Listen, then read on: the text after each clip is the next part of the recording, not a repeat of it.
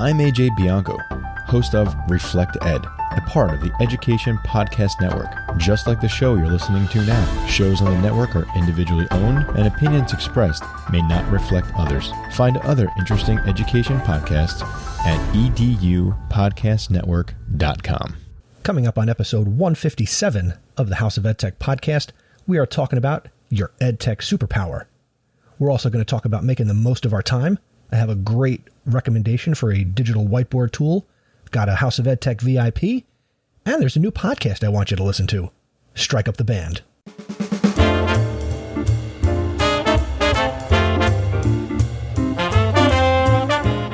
Welcome to the House of EdTech podcast. I am your host, Chris Nessie. The House of EdTech explores how technology is changing the way teachers teach and the impact that technology is having in education. I discuss technology that is changing our classrooms and schools, and I share tools and tips that you can hear today and use tomorrow. You're going to hear the stories of teachers, leaders, and creators just like you. The purpose? Whether you use it or not, technology is changing the way you teach and how your students learn.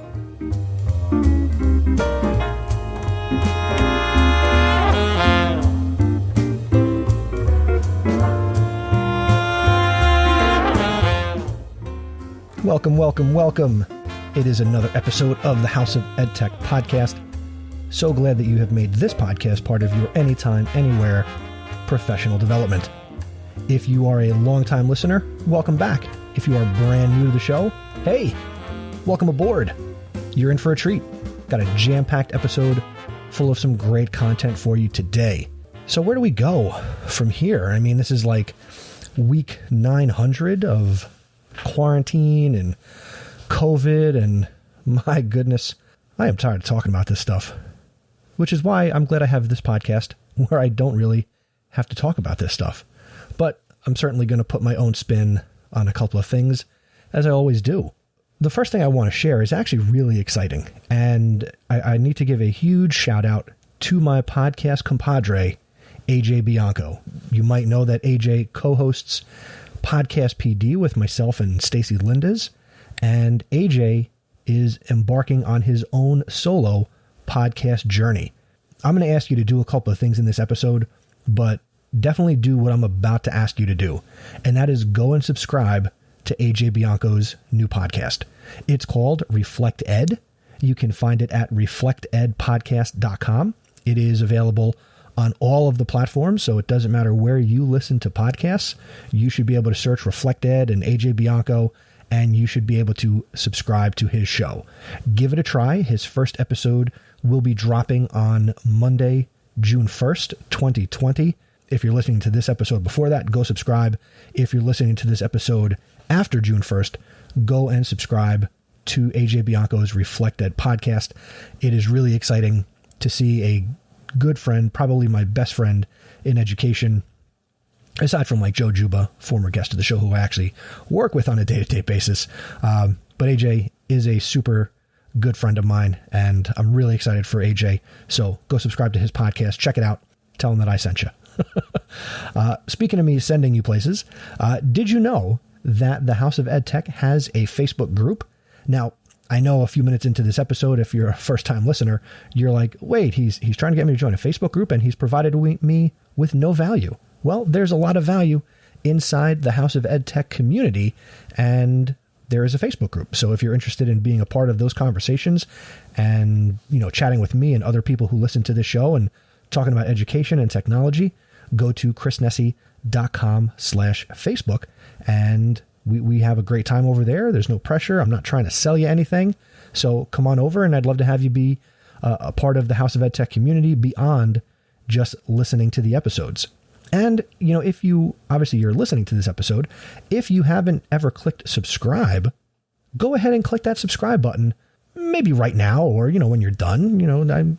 Don't just be a casual listener. I'd love to earn your subscription and become a part of your routine, because as you get to know me, and those of you who do know me, hey, I love podcasting and creating content and doing what I'm doing right now. So there you go. Two calls to action, and I haven't really done anything for you so far, but go subscribe to AJ's podcast and join the House of EdTech Facebook group. Now, let me flood your mind with content and my point of view. So let's go over to the EdTech Thought.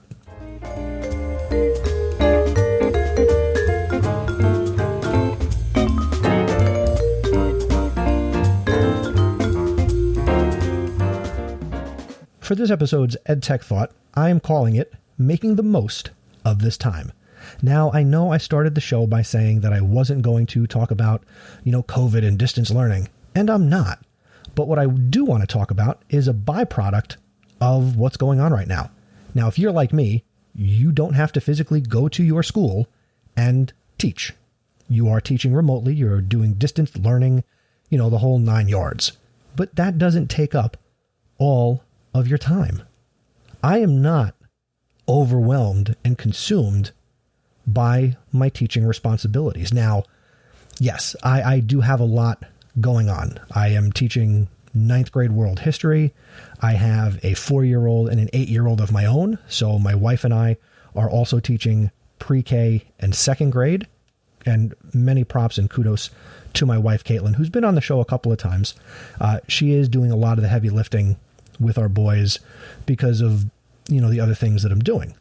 I also am adjuncting at Rutgers. I do have a summer class, and that started up. So that's on, Tuesday nights now through the end of June for 3 hours and 40 minutes.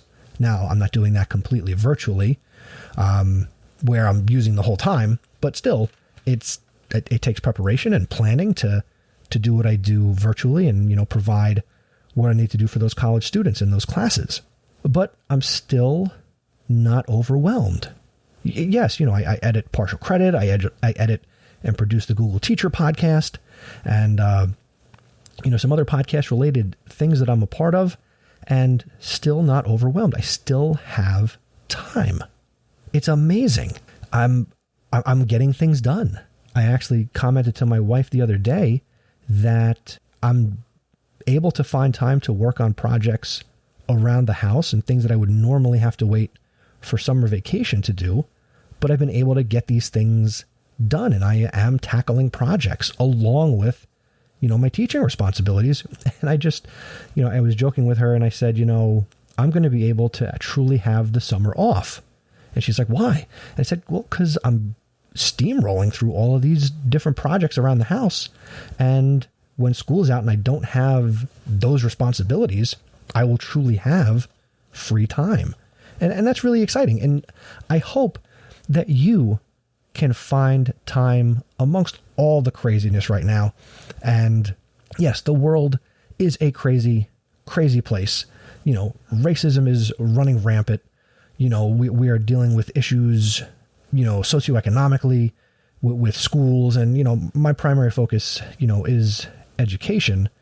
But, we do have a lot going on in the world, and it ain't easy. It is. I'm not even going to speak properly. It ain't easy. So I apologize to the English teachers who listen to the show, but it ain't easy. And amongst all this chaos, we can find clarity. We can find time to still do things for ourselves, because there is some newfound time. Now, sure, I don't have my commute, which I'll be honest, I don't miss the commute. What I do miss is being able to listen to podcasts on my commute going to and from school. So I'm just finding new ways to do that. But I'm finding ways to be productive. And I hope that you are also finding ways to be productive and do things with your family. I have newfound time with my own children, to make them breakfast most days. It's so rewarding and so fulfilling to have this time with my children and my wife. She doesn't want to kill me. I certainly have no interest in, sending her to her demise after all this time that we've spent together over the last, 11, 12 weeks of this quarantine. But I guess the thought is just, make the most of the time. Do something for yourself. Be intentional about what you do with your family.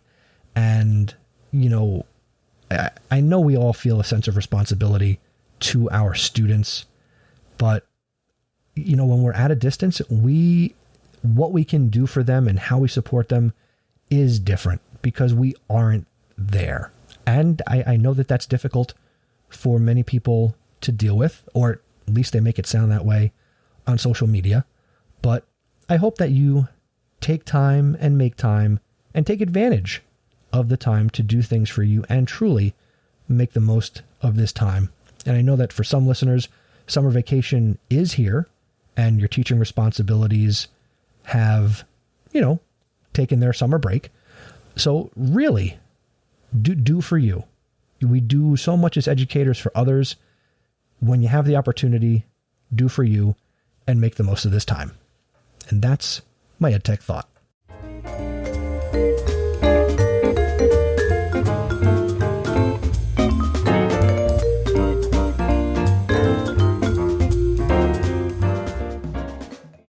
Now it's time for the House of EdTech recommendation, and I got a really cool thing to share with you today that I recently came across, and it is called whiteboard.fi. That's the website, whiteboard.fi, and it is a digital whiteboard tool where you can set up classes and invite students to participate on their own whiteboards. Whiteboard.fi is accessible on computers, cell phones, as well as tablets. When you're in class, students can have their own digital whiteboard, and you can see all the student work in real time, while also creating on your own teacher digital whiteboard.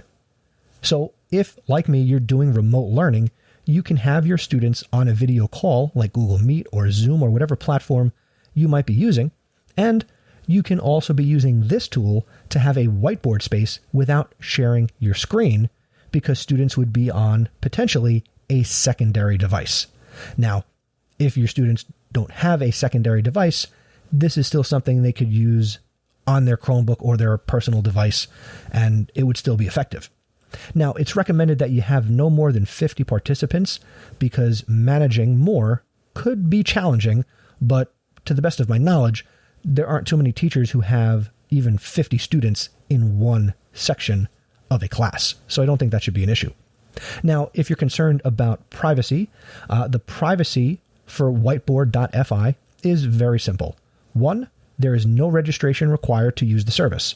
No username, no email, and no password is required. No personal information is stored or collected.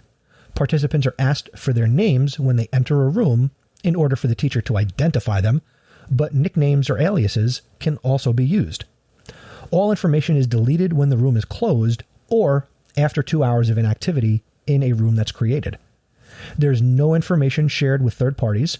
There is no tracking or ads displayed anywhere on the website. And Google Analytics is used for visitor analytics.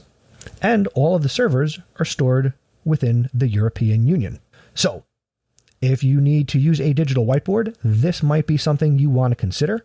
I have played around with it, and I've recommended it to math teachers and science teachers that I work with. So if you can think of other uses for this, or you use digital whiteboards, or you've used whiteboards and you were trying to find a great way to do it digitally, this might be the tool for you. So go and check out whiteboard.fi. And if you find it valuable, please let me know at Mr. Nessie on Twitter, or go to the show notes for this episode, chrisnessie.com/157, and let me know what you think of whiteboard.fi.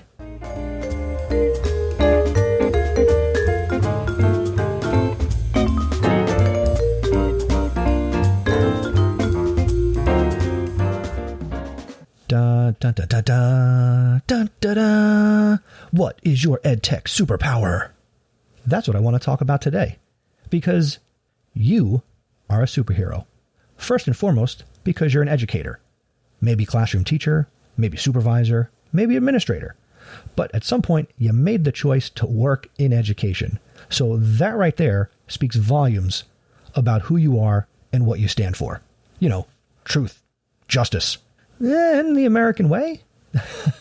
But we all have superpowers, and today I want to talk about EdTech superpowers. What do you enjoy most about education technology? What are your favorite EdTech tools? How do you help others? What is the value of EdTech training to you? Are you open-minded? Should you be locked in to certain tools and one or two ways of doing things? Because when we think of superheroes, we think of Superman or Iron Man or Batman or Spider-Man or Captain America. And every superhero brings something unique to the table. Every hero has their superpower, their gifts, their abilities.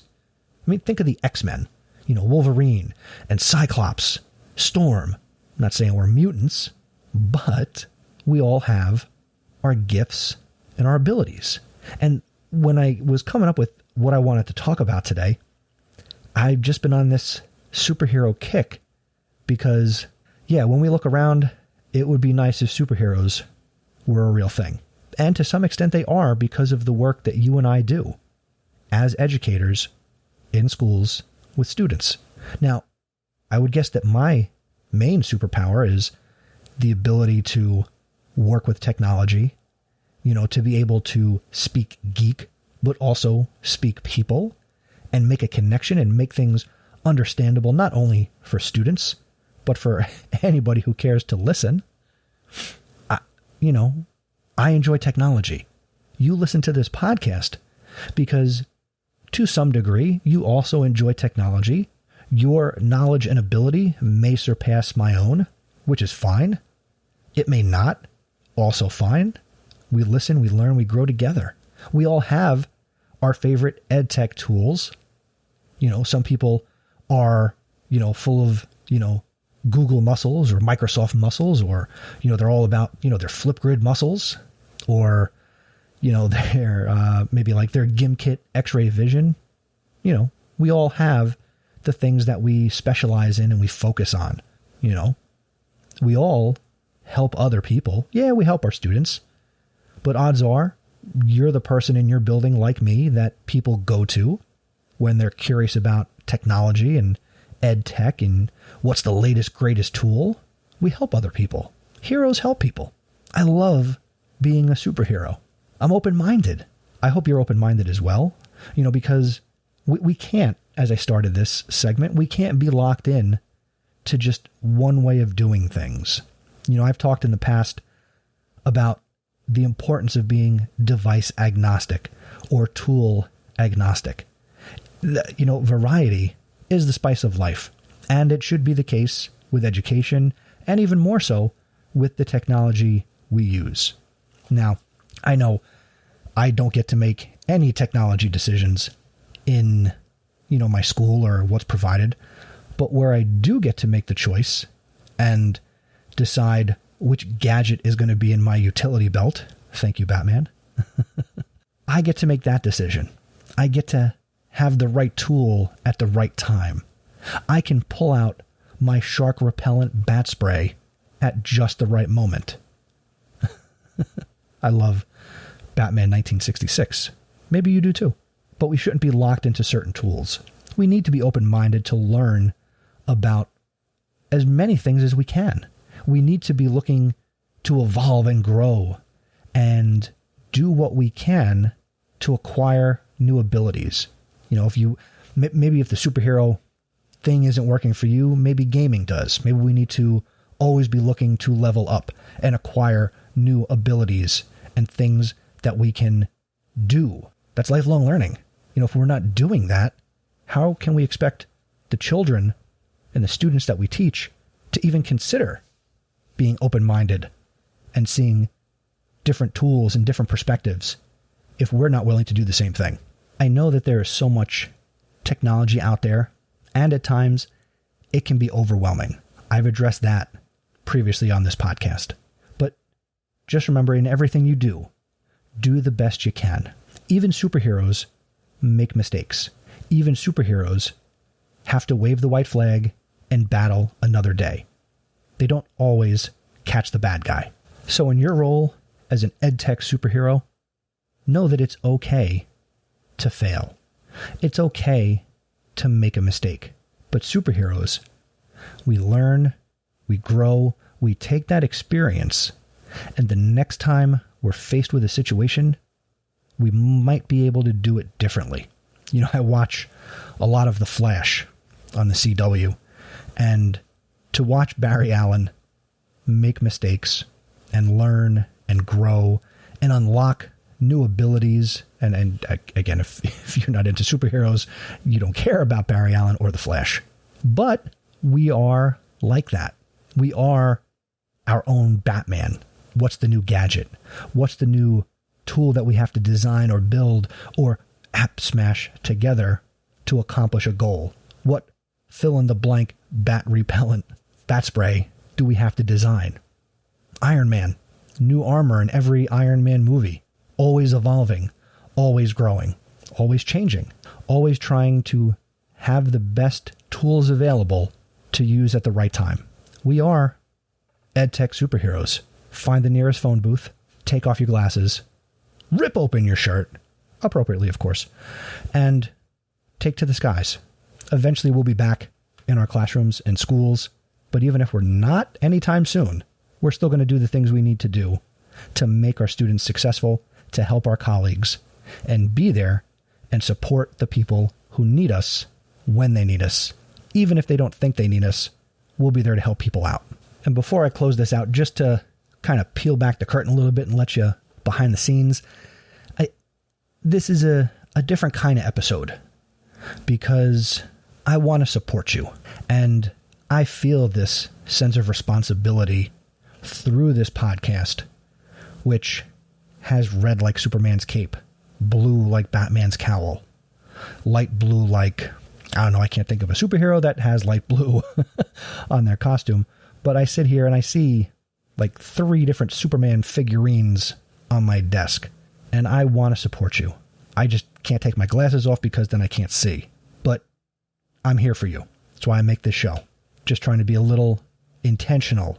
And I think I'm always intentional, to be honest with you, to support you. Through this show, through the content, I'm here for you.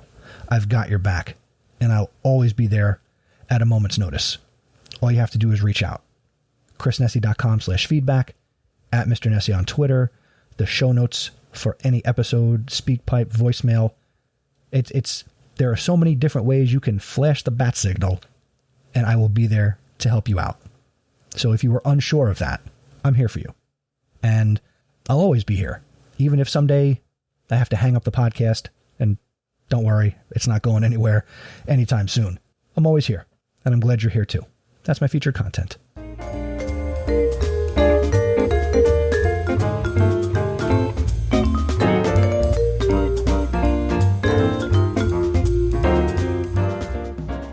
As we start to put a bow on this episode, I just want to remind you that from time to time, I do like to do a segment on the podcast called Just Give It a Try. Now, at the end of every episode, which is coming up shortly, I tell you that using technology isn't difficult, to just give it a try. And this is the part of the show where you send me your submissions either through the Flipgrid at chrisnessy.com/Flipgrid, or you can email me or Vox me or tweet me, or again, any of the ways you want to flash the bat signal and get me your story. I want you to have a place in the show where you can share what worked and maybe what didn't work in your education technology adventures. And Just Give It a Try is where you can share and we can learn and grow together. So I don't have anything to share with you today because you haven't shared with me yet. So go out to chrisnessy.com/feedback or /Flipgrid and send me your Just Give It a Try story. I know that you have definitely tried something new and different here in the spring of 2020 based on everything that's happening in the world. So let's get some of those stories going as I start to design episodes around the summer, because if you're new to the program, I don't take the summers off with this podcast. I try to go every 2 weeks as best I can. So there is no summer vacation for the House of EdTech because, again, I'm here for you. I don't take a break, or else I would get into trouble if I wasn't having to sit down and record content. So this podcast certainly keeps me grounded and, according to my wife, keeps me out of trouble. So send me your Just Give It a Try stories as soon as possible. The bat signal is flashing for you.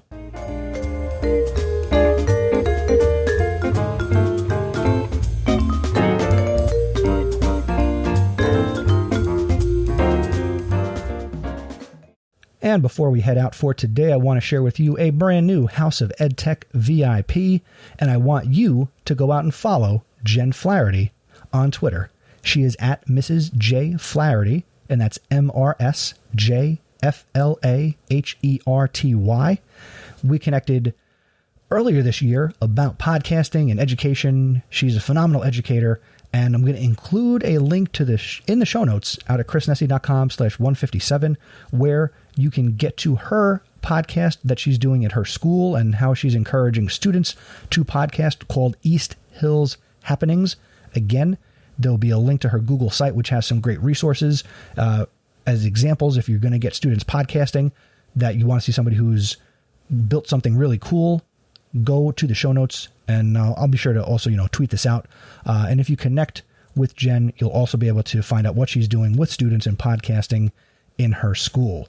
So congratulations, Jen. You are a House of EdTech VIP.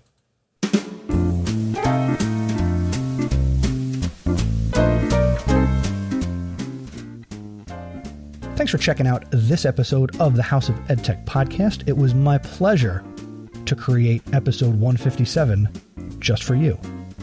Let's keep the conversation going. I would love to connect with you and hear your thoughts on everything I talked about in this episode, or any episode that I've created previously. For this one, go out to chrisnessy.com/157. That's 157. You can also go out to chrisnessy.com/feedback, and you can also send me something I'm trying there. It's a service called Video Ask, and you can send me, it's another way that you can send me a video message for feedback. So there's Flipgrid, there's this new thing called Video Ask that I'm trying. So if you go out to the feedback page on my website, you can try Video Ask, and let's see how that works. It's something that I'm playing with, because that's what I do. I play with technology. Now, if you enjoy the House of EdTech podcast, go tell somebody else about the show. Share it on social media. Connect with me on social media, and go tell the world that you learned something, whether it's this episode or another episode. Share the love. Use the hashtag House of EdTech, or use at House of EdTech on Twitter or Instagram, and I will be able to share and appreciate the things that you do. The other thing that you can do is you could consider becoming an awesome supporter of the podcast. My awesome supporter program is powered by patreon.com, and that lets a consumer of content like you support a creator of content like me. Many thanks to my awesome supporters: Anthony Arnault, Dan Gallagher, Carlos Garza, you know him, Mr. G, Peggy George, Jen Giffen, Jeff Herb, Mike Messner, JP Presevento, and Kyle Wilcox. Thank you to all of you for all of your support.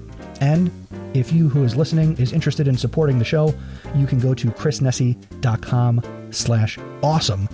And I would love to grow that. And it helps to keep things interesting and going, and financially support the podcast. So if I've brought you value and you were thinking, gosh, how can I support him and give back? Does he take money? Sure, I'm willing to accept financial contributions for the show.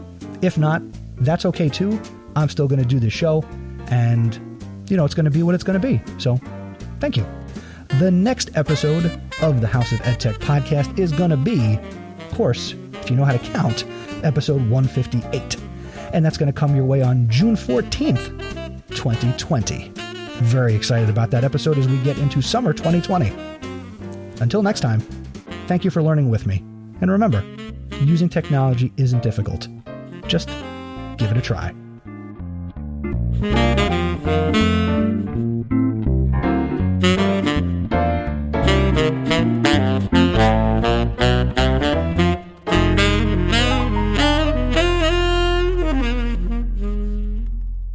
Yes, I'm still here.